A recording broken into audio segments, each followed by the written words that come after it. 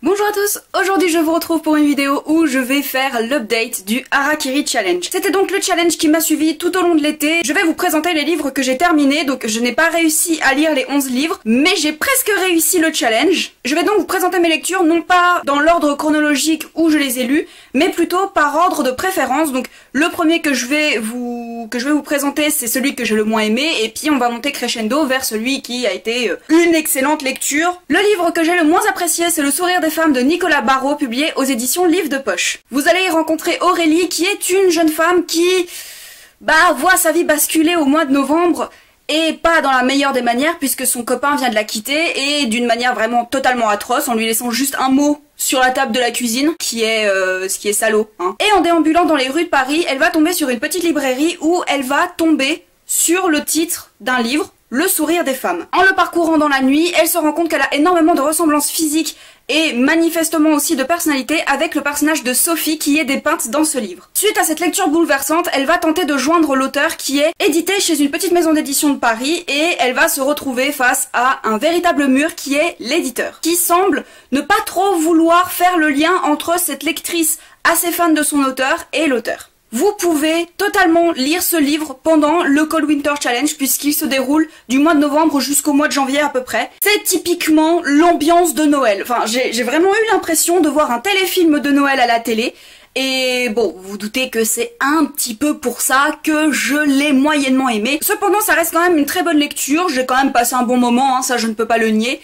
Mais c'est vrai que les agissements de l'éditeur, donc Bertrand, si je ne me trompe pas du nom, m'ont quand même un peu saoulée. En fait, j'ai énormément de mal avec les personnages masculins qui ont tendance à se créer une autre identité pour plaire à la femme qu'ils aiment, parce qu'après, ils s'étonnent que quand leur véritable identité est révélée, que la fille elle leur en veut. Autant dans Never Forget, c'était quand même assez subtil et assez compréhensible quand même. Je vous renvoie à ma dernière vidéo si vous ne comprenez pas totalement ce que je dis. Mais autant là, j'ai juste trouvé gonflant en fait. J'ai énormément de mal avec les personnages masculins qui sont mis en avant comme ça. Que ce soit au niveau des bad boys, que ce soit au niveau des personnages qui s'inventent une double identité pour plaire à la femme qui leur plaît. Je trouve que c'est immature. Voilà, et j'ai énormément de mal avec les personnages immatures.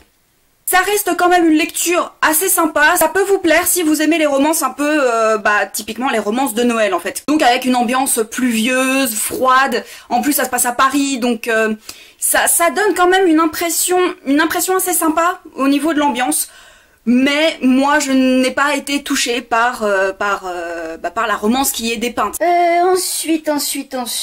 Bon, je vais présenter celui-là. Il s'agit de Celle qui sentait venir l'orage de Yves Grevet, publié aux éditions Syros. Celui-ci, j'ai vraiment voulu le lire parce que Maud, de la chaîne Les Mots de Maud, d'ailleurs je te fais un gros coucou si tu passes par là, Maud m'avait demandé de le lire pour que je lui donne mes impressions de lecture, puisque nous avons à peu près les mêmes centres d'intérêt, les mêmes tendances aux lectures glauques, pour voir si elle allait elle-même craquer pour ce roman, puisqu'il lui faisait vraiment envie. Vous allez y rencontrer Frida, qui est une jeune adolescente italienne qui part de chez elle à la va-vite, puisque elle est un peu recherchée par un peu tout le monde. Ses parents viennent tout juste d'être accusés de plusieurs meurtres et ils viennent d'être pendus, et elle est persuadée de leur innocence. Elle est envoyée dans un bâtiment qui est le refuge grosso modo du docteur Gruber, où elle va y être accueillie pour que les tensions actuelles soient un peu atténuées et qu'elle se fasse oublier.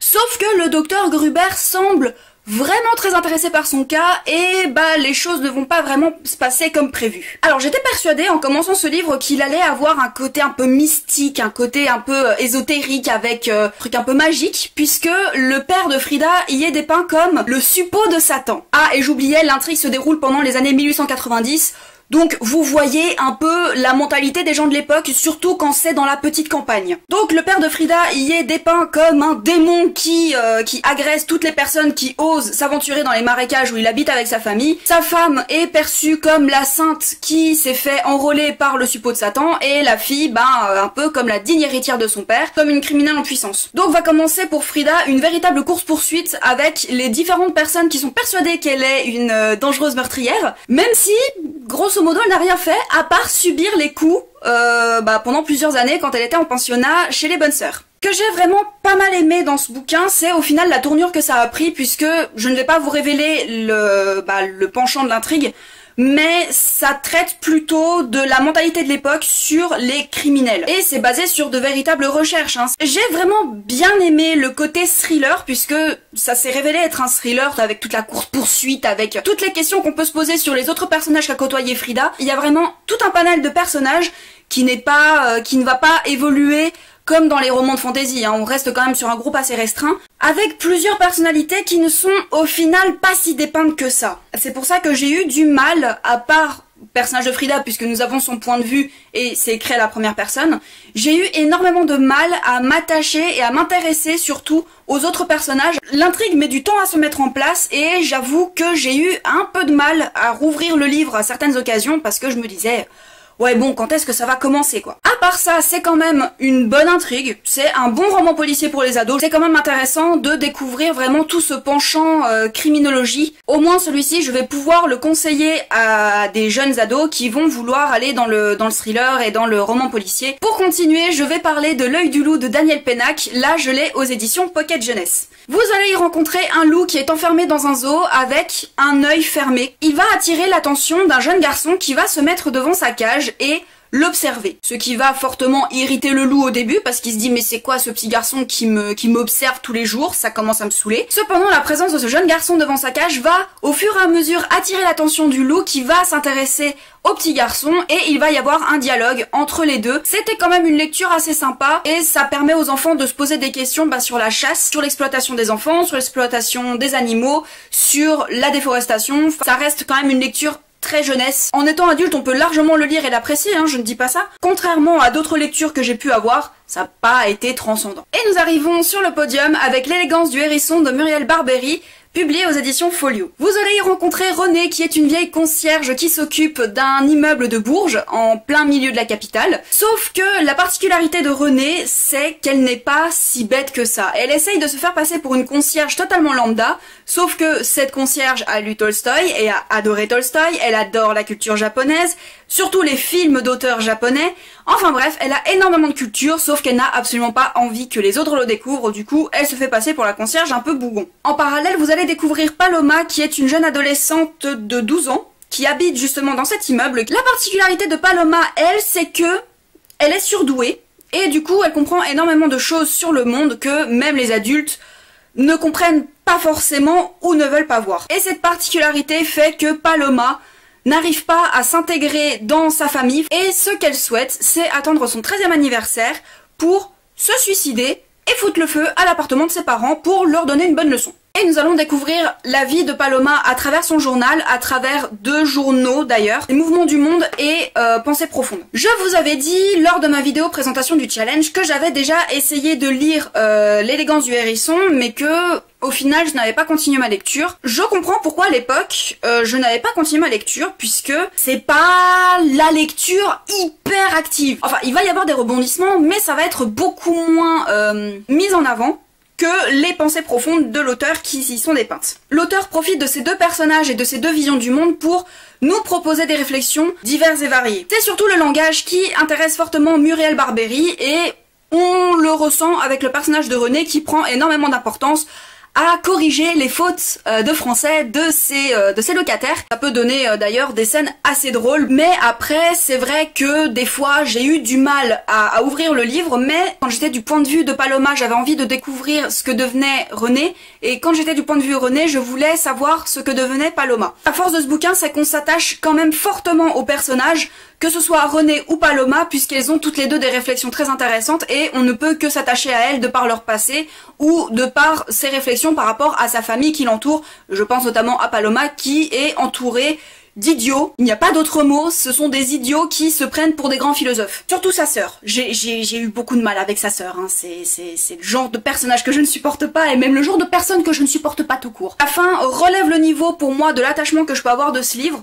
puisque je trouve la fin horrible. Je ne vais pas vous la révéler, mais je trouve ça hyper cruel, j'ai trouvé ça injuste, et je me suis rebellée contre le livre. Vraiment, je me suis rebellée contre le livre, et pendant un moment, je me suis dit, mais est-ce que je déteste l'auteur, ou est-ce que je trouve que c'est génial ce qu'elle a fait? D'un autre côté, je voyais pas le roman se terminer autrement. Oui, j'en fais des caisses, mais c'est comme ça. Moi, quand il y a un livre qui m'a touchée, c'est à chaque fois, ça prend des proportions assez élevées. Je ne dirais pas que L'élégance du hérisson est un coup de cœur, je pense que c'est quand même une lecture très plaisante. pour moi en tout cas ça a été une lecture très plaisante. Après il y a eu d'autres lectures qui m'ont fait beaucoup plus effet. Après je dois le redire, mais il n'y a pas énormément d'action, c'est surtout la vie quotidienne qui y est dépeinte. Il faut vraiment avoir une envie de découvrir une belle plume, parce que ça on ne peut pas le nier non plus, Muriel Barbery a une très belle plume. Ce livre c'est le genre de lecture où j'arrive pas à placer vraiment des mots dessus, puisque la fin m'a énormément chamboulée. En tout cas, ça a quand même été une assez bonne lecture puisqu'il est quand même sur le podium. La deuxième place du podium est occupée par un livre que je ne peux pas vous présenter physiquement parlant puisque je l'ai déjà prêté. Je vais là vous parler d'Aeternia de Gabriel Katz, publié aux éditions Pocket. L'histoire est celle de Leth Marek, ou de Leth Marek, je ne sais pas comment le prononcer,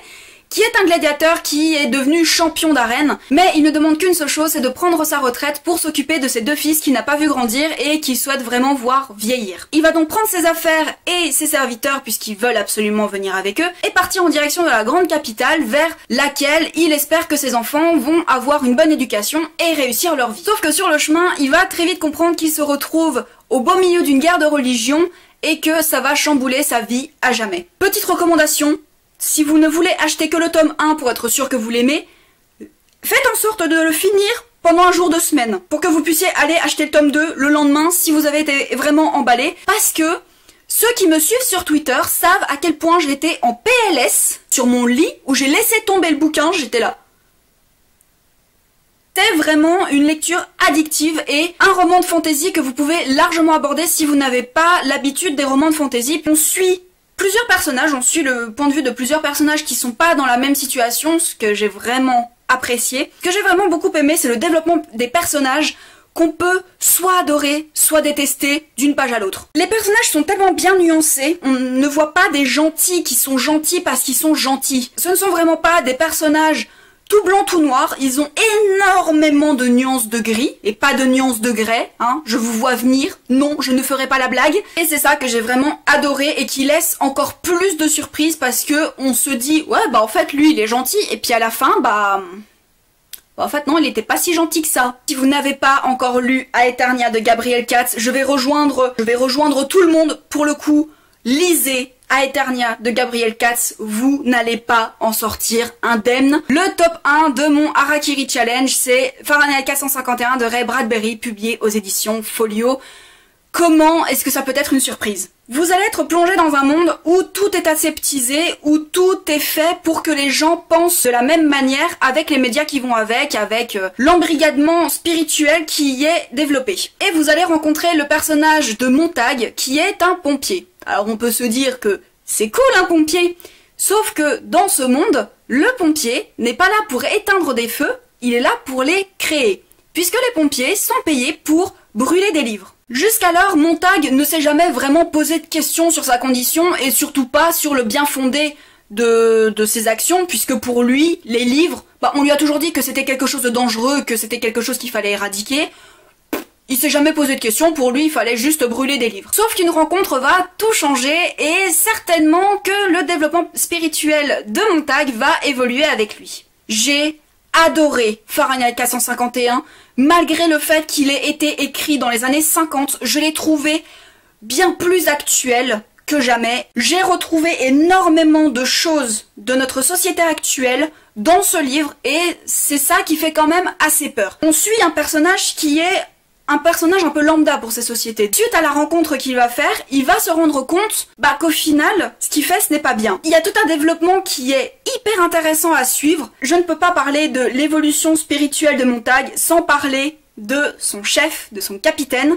Je n'arrive plus à retrouver son nom, mais lui, il m'a mis extrêmement mal à l'aise. L'auteur a réussi à faire en sorte que même nous, on n'arrive pas à réfléchir quand c'était le personnage du capitaine qui parlait, parce que on n'arrivait pas à suivre ses pensées, même par le biais de l'écriture. J'ai trouvé ça génial. Fahrenheit 451 est un livre que tout le monde devrait lire. Ça fait énormément réfléchir sur la condition humaine et sur les sujets que la société essaye de nous faire taire. C'est vraiment un roman que j'ai ressenti du plus profond de mes tripes, parce que j'ai énormément peur que la société termine comme dans Fahrenheit 451, dans tout ce qui est recherche de nous faire rentrer dans un moule pour qu'on évite de se poser des questions philosophiques, pour qu'on essaye de ne pas réfléchir. Vraiment, si vous l'avez cette année en cours, dites-vous que c'est une chance parce que j'aurais aimé l'avoir en cursus scolaire. J'aurais vraiment aimé que quelqu'un m'ait invité à lire ce livre quand j'étais ado, parce que ça m'aurait ouvert les yeux peut-être un peu plus tôt que maintenant, puisque